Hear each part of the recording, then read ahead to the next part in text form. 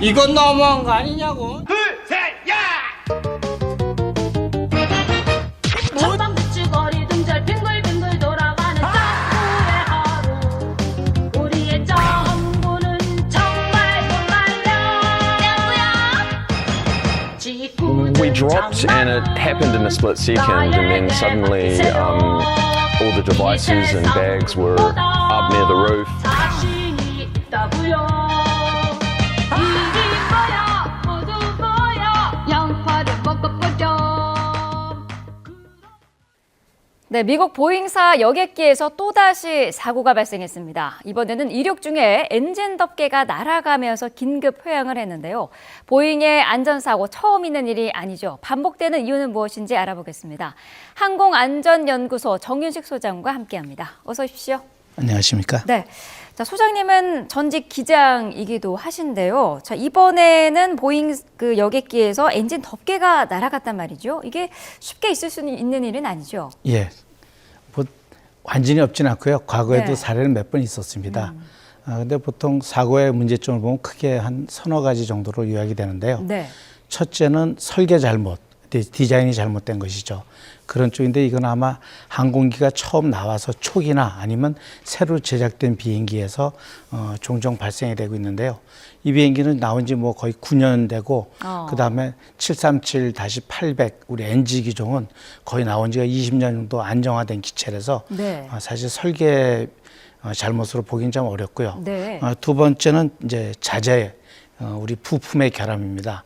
뭐 만드는 과정에서 안에 뭐 공기가 들어갔다든지 내부 금이 갔다든지 하는 그런 상태에서 자재 결함이 있을 수 있고요. 네. 그다음에 이제 가장 크게 나타나는 것이 인적 요인에 의해서 정비를 잘못했다든지 아니면 그 엔진 덮개 즉 외측에 이제 카울 덮개라고 하는데요. 네. 그 나셀 덮개를 마지막 점검을 하고 탁 닫고 레치를 잠가야 되는데 네. 이게 하나라도 좀 잘 안 닫혔을 경우에 풍압에 의해서 바람이 밀고 들어가서 외측이 열리고 나머지 그 풍압에 의해서 내측이 열리는 그런 현상이 나타나는데 동영상을 보니까 거의 그런 현상이 돼서 네. 아마 작업자의 실수가 아니었을까 하는 그런 생각을 한번 해보게 됩니다. 네.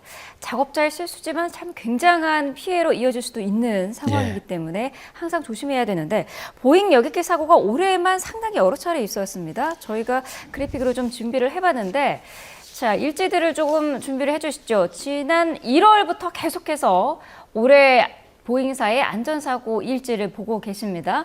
비상구 덮개가 뜯겨나가는 일도 있었고 조종석 창문에 균열이 있었고요.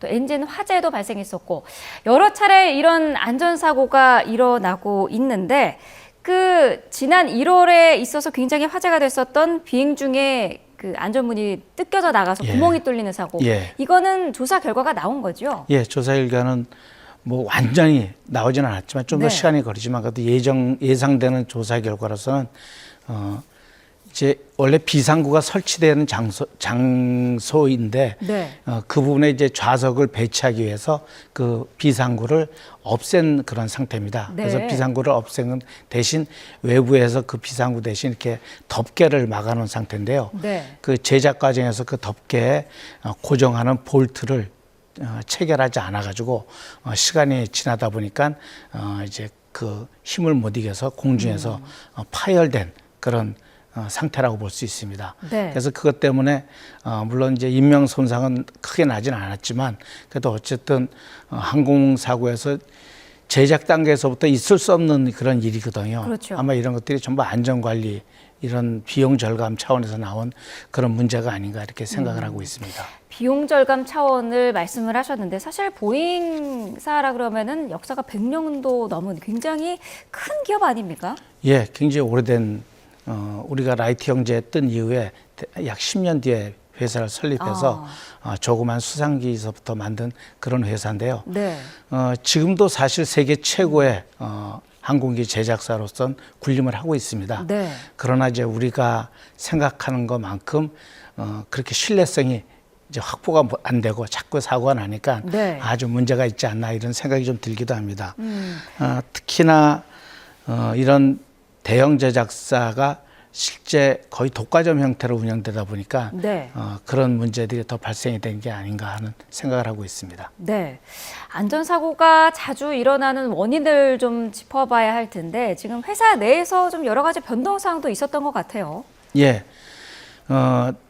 이제 그 전에 그 항공기 이제 제작 수주 경쟁에서 떨어지고 또 우리 전투기 사업에서 또 몇 번 낙방을 하고 네. 하다 보니까 사실 경영적으로 어렵고 게다가 이제 그 코로나 사태 때문에 항공 수요가 또 많이 줄어들다가 737 맥스 항공기가 두 번의 추락 사고로 많은 인명 손실이 발생하고 하다 네. 보니까 거기에 따라서 비행기 주문량이 급격히 감소하고 그러다 보니까 경영난에 이제 도달할 수밖에 없는 상황이죠. 네. 또 그러다 보니까 그 경영을 타개하기 위해서 결국은 인건비를 줄이고 작업 시간을 줄이고 또 외주를 늘리고 하다 보니까 결국은 자기네가 과거에 관리하던 기법대로 하지 못하다 보니까 약간의 이제 누수가 생기는 그런 네. 현상 때문에 이런 일이 발생이 되지 않나 생각합니다. 그런 이유로 해서 CEO라든지 이런 책임자들이 자꾸 교체가 되고 사임을 하고 하는 그런 일도 생기다 보니까 네. 그게 또 결국은 경영 능력과 또는 회사의 분위기를 좌우하거든요. 네. 그러다 보니까 점점점 이런 일들이 발생한 것으로 보입니다. 점유율에 따른 착시 현상으로 보는 시각도 있더라고요. 아무래도 보잉사의 그 항공기가 많이 뜨다 보니까 예. 사고 노출도 잦다 이렇게 보는 시각이거든요. 예, 이제 대형 항공기의 비용을 보면 아직은 보잉이 좀 많습니다. 네. 그 비행기 이제 대수 총 운영 대수 그러니까 지금 현재 뭐 출고되는 대수 말고 운영 대수 보면 아직도 보잉이 많거든요. 네. 그럼 전체적인 사고율이 율은 같지만 건수는 보잉이 높아 보이는 거는 있습니다. 특히나 네. 대형기 우리가 말하는 이제 와이드 바디라고 하는 30만 파운드 이상의 그런 항공기에서는 에어버스나 보잉이나 거의 비슷한 율을 보이고 있습니다. 네. 자, 지금 저희가 그래픽으로 보여드리고 있는데요. 지금 전 세계 항공기 시장에 뭐 양대 산맥이라고 불리고 있습니다. 보잉과 에어버스. 존재감이 상당한 거죠? 예, 지금 에어버스가 후발주자긴 합니다. 네. 지금 우리 항공기의 제작은 이제 보잉, 과거에 로키드, 그다음에 마틴사, 그다음에 우리가 말하는 맥도날드 다글라스 이런 여러 군데서 하다가 그런 이제 경영난을 이기지 못하고 뭐 맥도날드 다글라스 같은 항공사는 또 보잉에 또 합병이 되었습니다. 네. 그러다 보니까 보잉이 과거에 큰 항공사로서 모든 항공기를 제공을 했죠. 그러다 이제 유럽 시장에 에어버스사가 탄생이 되면서 이제 같이 경쟁을 하게 되는데요. 네. 수주 문제는 그 회사의 영업 방식과 그 나라의 문화의 차이에서 좀 차이가 나고 있습니다. 이제 영업 방식이 좀 많이 좀 다르긴 합니다. 그러다 네. 보니까 아마 우리나라 입장에서도 좀 쉬운 영업 방식을 이제 이 비용 면에서 좀 유리한 에어버스 쪽을 약간 좀 선호하는 경향이 좀 있기도 합니다. 네. 지금 어쨌든 작은 결함도 항공기 사고 같은 경우에는 생명과 직결되는 문제이기 때문에 상당히 요즘 비행기 타기 불안하다 그런 분들이 많은데 국내 항공사에서 보잉 여객기가 차지하는 비중은 어느 정도 되나요? 우리나라의 경우는 보잉 비중이 상당히 높은 편입니다. 네. 미국의 문화 영향을 좀 받은 것도 있고요. 또 에어버스가 후발주자라는 것도 있고요. 네.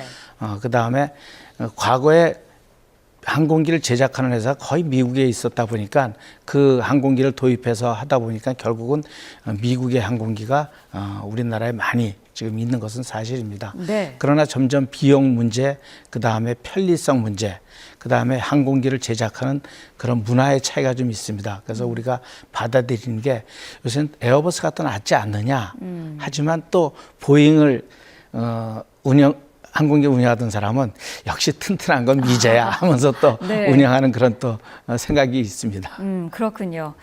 자, 안전도 걱정이긴 합니다만 이렇게 보잉에 사고가 잇따르면서 우리가 그 구매를 하는 티켓의 값이 오를 수도 있다라는 이야기도 있던데 그거는 왜 그런 걸까요? 예, 항공기 제작할 때 지금 현재 좀 더 안전을 강화해서 뭐 점검을 더 하겠다. 네. 그럼 원래 한 대를 만드는데 1년이 걸린다. 그럼 1년 2개월 만에 나왔다.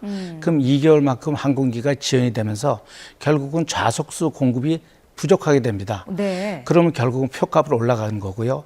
또 항공기 지연 출고로 인해서 인건비가 상승이 되고 뭐 여러 가지 상승 요인이 따르게 돼 있습니다. 그러다 네. 보니까 결국은 비행기 값이 비싸지고 그 비용은 결국은 승객의 표값에 반영이 되기 때문에 네. 표값이 올라갈 가능성이 충분히 있습니다. 그렇군요. 특히나 안전 비용이라는 것이 상당히 많이 들어갑니다. 우리가 네. 생각하는 뭐 한 번 더 보면 되지 하지만 실제 미국까지 가는데 10시간, LA까지 10시간 반이 걸린다. 그러면 거기서 내려서 돌아올 때까지 1시간 반 정도 준비하거든요. 네. 그럼 한 대로 왕복을 할 수가 있습니다. 아. 근데 만약에 점검을 조금 더 해서 10분이 만약에 늘어났다. 그럼 한 대로 운영이 불가능합니다. 왜냐하면 대형 항공사는 정기 항공사이기 때문에 네. 정시성을 지켜야 되니까 시간을 바꿀 수가 없거든요. 그러면 그 10분 때문에 추가로 비행기 한 대를 더 도입해야 됩니다. 그러면 물론 그걸 이제 짧은 노선에 투입하면 되지만 네. 거기에 손님이나 많으면 좋은데 손님이 부족하다. 그럼 결국은 경영 악화로 되고 그럼 표값이 올라가고 하는 그런 안전 비용이 또 추가가 되는 그런 예가 되겠습니다. 네, 그렇군요. 뭐 간단하게 생각할 문제는 아닌 예. 그런 상황이네요. 자, 어쨌든 이 근본적인 문제는 좀 해결이 돼야 될 텐데 해결책이 있을까요? 예, 해결책은 이게 좀 자성하고 욕심을 좀 줄여야 된다 하는 내용입니다. 특히나 네. 지금 항공회사들이 주주회사인데 주주회사라는 건 결국은 주주를 가지고 있는 이 주식 구조에 따른 그런 문제들이 좀 발생이 됩니다. 그러다 보니까 실제 주식을 가지고 있는 주주의 이익을 반영하지 않을 수가 없거든요. 네. 그러다 보니까 결국은 이익을 많이 남기려고 하는 그런 무리한 일이 생기게 되고요. 그거를 이제 막기 위해서는 항공사에서 노력을 하고 있습니다. 그러나 항공사와 제작사원의 거대하다 보니까 네. 사실은 그 수준이 조금 낮고 굉장히 늦습니다. 그래서 그거를 할 수 있는 방법은 결국은 항공 당국에서 끌고 나가는 수밖에 없습니다. 네. 항공 당국에서 강제하는 수밖에 없는데 다행히 우리나라의 경우에는 항공 당국이 굉장히 좀 답답할 만큼 아니 굉장히 규정과 절차를 준수하는 그런 편에 속합니다. 네. 그래서 굉장히 믿을 수가 있고요. 그래서 그에 따라서 항공사들도 선도적으로 또 거기에 항공당국의 정책을 이해해서 또 미리 안전에 굉장히 투자하고 있는 상태입니다. 네. 항공안전은 이제 하나만 누가 지킨다고 되는 게 아니고요. 결국은 항공당국, 제조사, 항공사 그리고 제일 중요한 탑승하는 승객까지 안전에 관심을 가졌을 때 이런 안전이 확보된다는 생각할 때 굉장히 우리나라는 그래도 바람직한 방향으로 네. 가는 걸로 판단이 되고 있습니다. 네, 그렇군요.